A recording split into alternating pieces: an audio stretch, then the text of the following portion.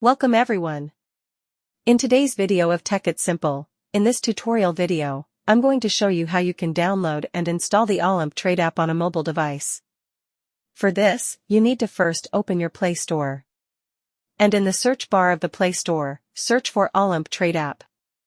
As you can see, there is Olymp Trading in the search result of the search. Simply click on the install button. The download process has already started in my mobile device. It needs some time for the installation process to complete.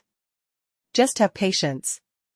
Finally, the installation process is complete on my mobile device.